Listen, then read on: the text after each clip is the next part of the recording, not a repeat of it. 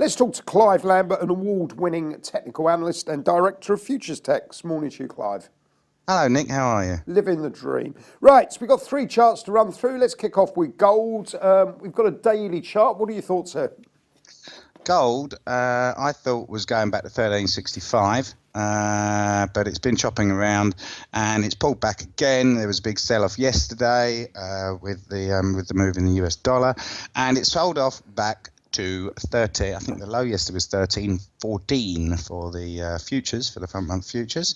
If you look on the chart, 13.16 is strong support, 13.08 is really strong support, and so when you've got strong supports below and not much resistance above, what do?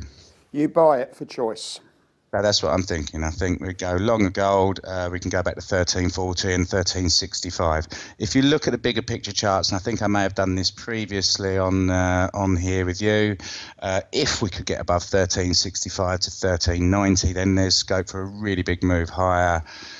1480, 1590, but for now I just think we're stuck in this choppy range and this is a buying opportunity. Understood. Okay, well, let's move on to the dollar index. Again, a daily chart. Are we finally finding a base? Yeah, I mean, that chart does kind of suggest that, doesn't it?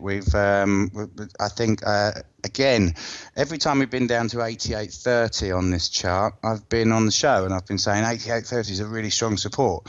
Really need to watch what goes on here.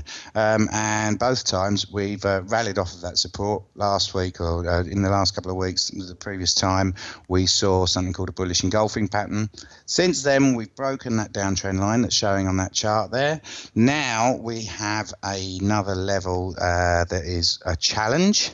And that is that previous high, which I think, let me just look, sorry, it's 90.45 on that chart. And then above there, we've got 90.80 as a Fibonacci resistance. So there, that's what the bulls need to get through to say, yes, a bottom is in. Understood. And it would be a double bottom buy signal. Okay, well, that actually looks quite a nice chart to me, but there you go. Yeah, and RSI has given a bottom failure swing buy signal as well, so that's kind of agreeing with the bull story. So Understood. Yeah, there's a number of nice things. That is what we like, charts like that, don't we, Nick? Yep. They look nice. Well, that looks like a textbook chart to me. So yeah, we'll see how it pans out. Okay, let's wrap up with the FTSE100. Again, a daily candlestick chart. What are your thoughts here, Clive?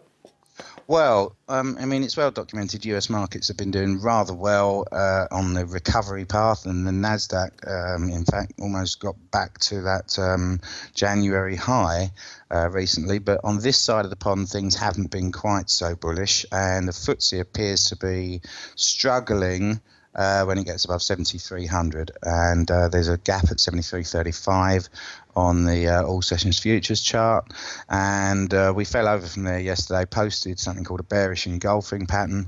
And so while we've got decent, while we're seeing decent gains and a decent recovery in the US, it's not such a, that story isn't really mirrored so much on this side of the pond. And the FTSE, as I say, big candlestick reversal pattern yesterday, bearish engulfing pattern.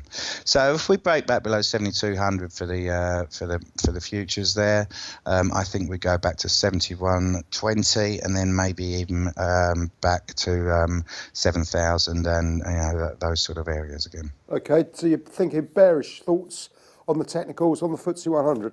Clive Lambert, as always, thank you very much indeed for your time. Okay, Nick, have a good one.